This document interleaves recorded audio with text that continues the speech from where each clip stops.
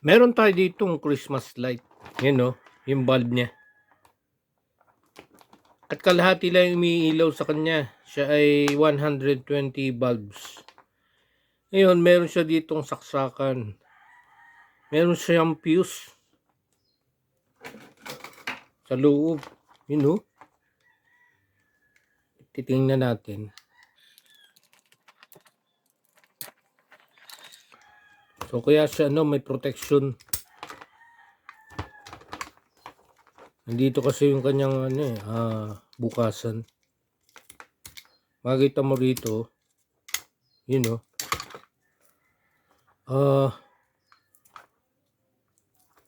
Yan o. Yan. So ito muna ang unang chichikin natin kung... Pero na-check ko na ito, okay pa yung fuse niya. Ang hindi yung ilaw. Yun o. I-slide mo lang.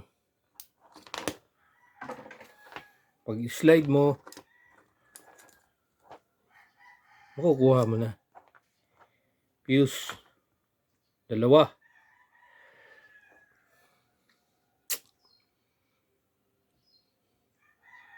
3 ampere maximum. Yun, 3 ampere yung fuse niya. Lalagay mo lang doon. Balik na ulit.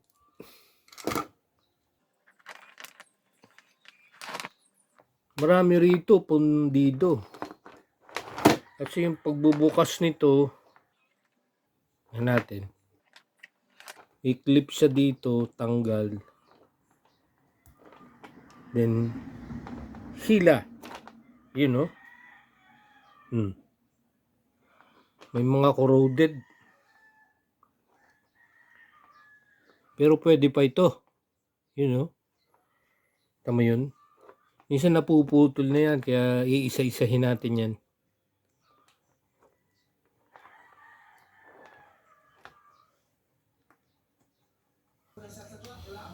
Kinalawang. Yung kalawang.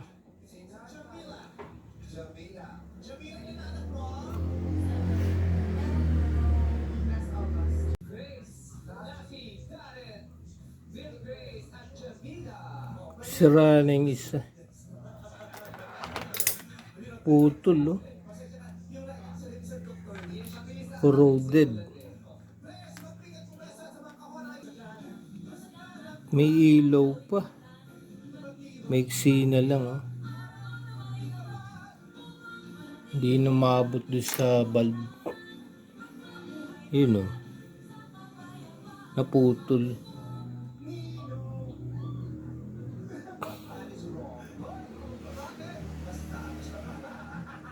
Ito, pamalit, mas mahabang paa. Yun o, may ilaw. Itong pamalit, mas mahaba yung paa. Gamitan natin ito, detector.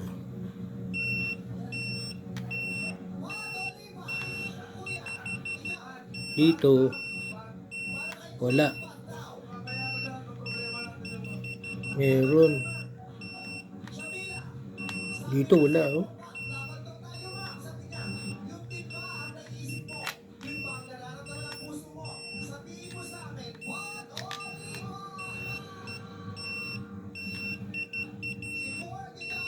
Ito wala. Yellow.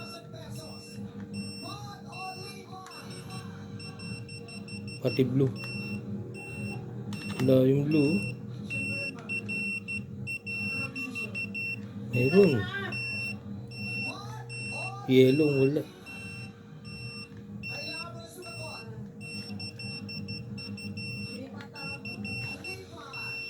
Wala yung orange.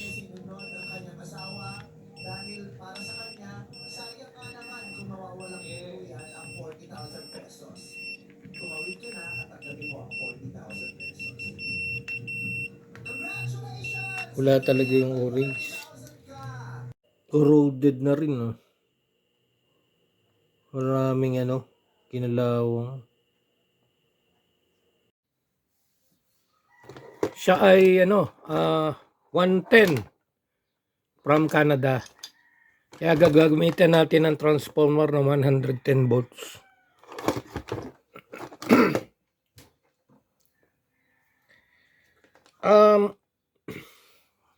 Gagamitan natin nung technique na conduction. Saksak natin ha. Kalahati lang yung ilaw niyan eh. Yun oh. Oh. Kalahati lang umilaw. Kasi nga, yung kalahati, sira. Gagawin natin, since walang ilaw yung kalahati, tanggalin natin. Isa-isahin natin mula doon sa start. Yun oh, dalawa yung linya. Gamitan natin ito. Ayun oh, makikita natin yung voltage. Kapitan natin ng ganyan, pinsundutin. Wala, yung isa.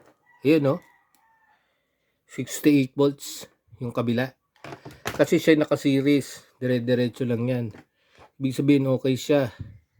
May kuryente. Yung kasunod naman, ganun din.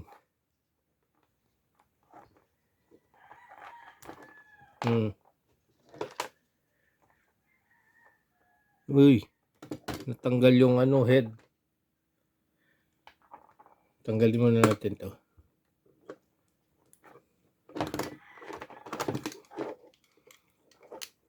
Yan oh. Yan yung pagtanggal niya. May dalasyon dalawang paa. Ngayon, hilawin natin. Dapat may voltage din yung kabila kasi naka-series siya, di ba? Pindot voltage. Ayun oh, mayroon no. 67, 69 volts. So, dire-diretso lang yung voltahe niya. Kailangan ganyan ng kapit oh, para may conduction. Kung hindi, palyado yung reading. Yan oh. Pindot ito. Habo tester. Ayan o, meron 70 volts. Dire-diretso yan.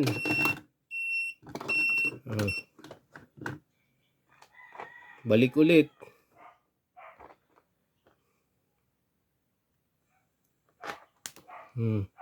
Hanggang dulo. Kasi may continuity siya, may voltahe. Yung kasunod naman. Diba?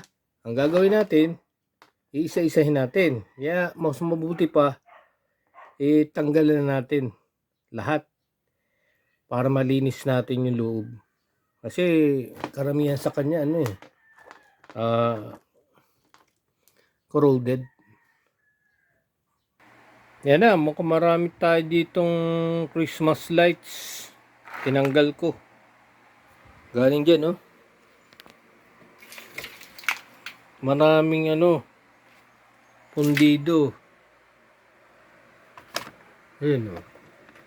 Mga bulb. Kaya pinalitan ko yung iba.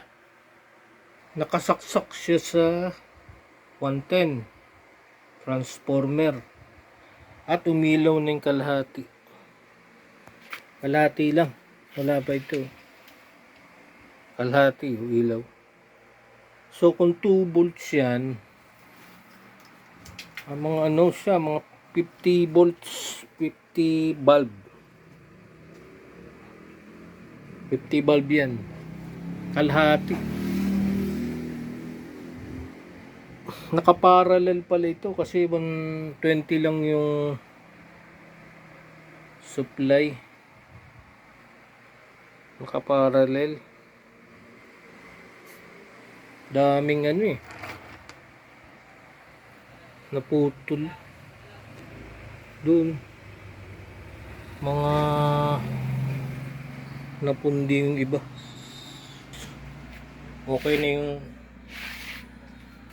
tapos na siya. Okay na yung Christmas tree. Kasi nakaparallel dalawang 120 dalawa tig 60 pieces.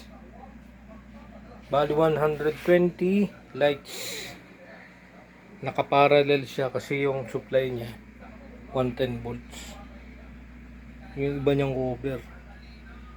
Nakaparallel lang siya. Series, dalawang series.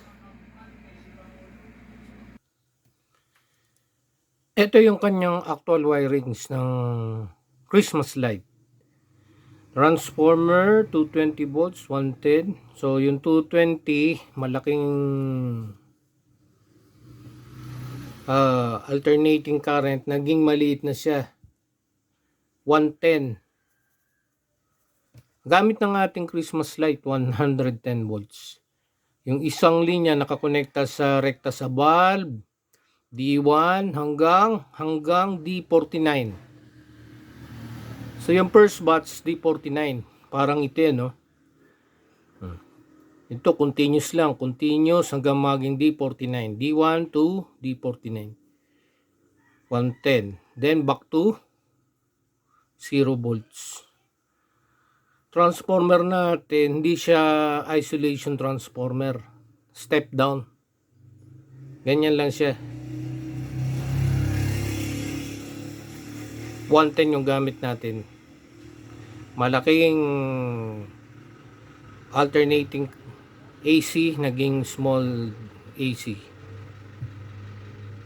So yung next batch, dalawa kasi siya. Yan o. D50 hanggang D51, 52, D98. Kasi 49 bulbs din siya, yun yung connection nyo.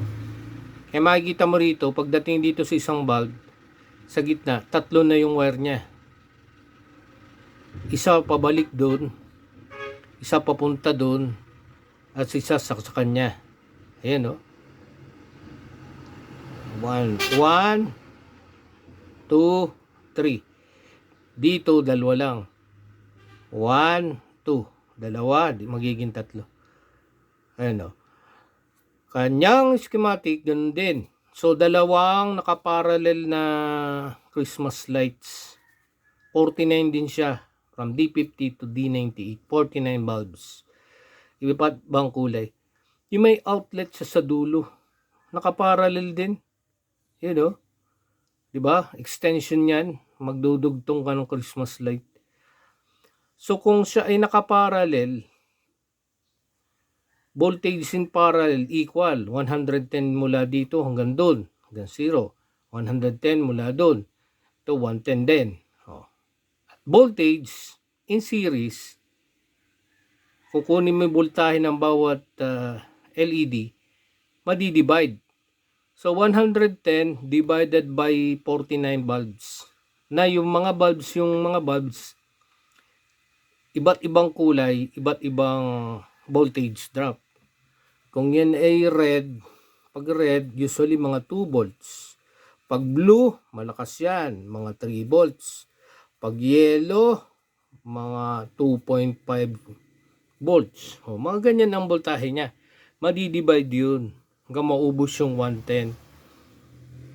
O, kung ito'y red, 2 volts. Kung ito'y blue, 3 volts, di 5 volts na hanggang sa maubos yung 110 volts. Voltage in series is divided, while voltage in parallel equal. Pero kung series naman, kukunin mo yung voltahe bawat LED, series siya, madidivide. Divided by 49 bulbs. Dito, kabila 49 din. So siya ay dalawang parallel. Kaya siya nasira kasi yung isang bulb dito, pag naputol yung o napundi yung isang bulb, dito sa kabilang linya, kalahati lang iilaw. May kalahati pa. Kasi nga nakaparallel siya. Pag nawala ito, okay lang. Gumagana pa rin yung kabila. At saka ito, gumagana pa rin yan. Kaya kailangan hanapin mo rito yung nasirang bulb. Yan ay naka-series. Pag naputol yung series, wala nang kuryenteng dadaan dito. Kasi ganyan ang takbo ng kuryente niyan, di ba? Pabalik-balik. Kasi nga AC. Sa kabila, ganun din. balik-balik din. Ito rin, extension, yung dulo ng Christmas light. So kaya siya napundi, puro mga ano na, mga corroded, luma na, kailangan ng waterproofing.